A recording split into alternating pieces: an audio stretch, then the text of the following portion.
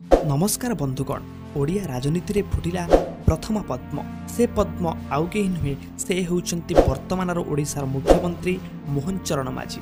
आसंतु आज रे ही स्वतंत्र उपस्थापन रे जानिबा ओडिशार नवागत मुख्यमंत्री विषय रे विशेष किछि रोचक तथ्य। आसंतु बिना किछि विघ्न रे भिडियोटी को आरंभ करिबा।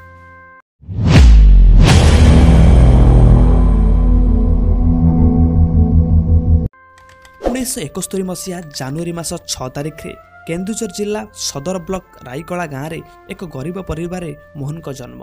से पिलाटी बेलू तांको माँ बालेश्वरी माझी को हरैथिले। तांको पिता गुणाराम माझी निज गाँ राईकला विद्यालय रे पियोन रूपे कार्यरत थिले। घरर बड़ पुओ भावे तांको उपरे संपूर्ण परिवार दायित्व थिला। तांको तळे तांकर जणे भाई पूर्णचंद्र माझी और भौणी रासमणी माझी थिले। कथारे अछि सुख दुख जीवनर अविच्छेद्य अंग परी ठीक सही परी मोहन को जीवन रे किछि वर्ष पूर्वे भांगी पड़िथिला दुखर पहाड़। तांको पिता गुणाराम माझी इहलीला त्याग करथिले। सुख दुखर एही यात्रा रे मोहन अटकी न जाई जारी रखिथिले निज कर्ममय जीवन। मोहन को शिक्षा गाँ विद्यालय रे सप्तम पर्यंत पढ़िबा परे सी झुम्पुरा स्थित सरस्वती शिशु विद्या मंदिर रे पाठ पढ़िथिले। पाठ पढ़िबा समय रे घरर गुजराण मेंटाइबा पई ट्यूशन मध्य करुथिले।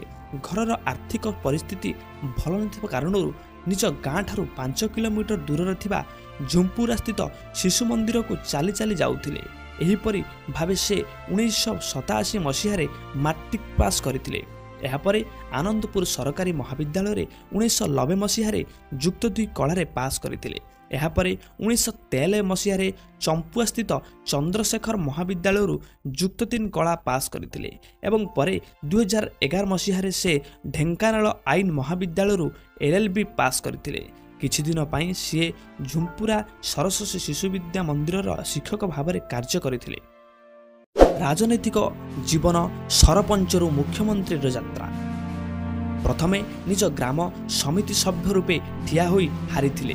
एहापरे 1987 मसीह राईगला ग्राम पंचायत रे सरपंच पदवी जीति से आरंभ करथिले निज राजनीतिक कैरियर। एहापरे से आउ पछक फेरी चाहि नाहंती।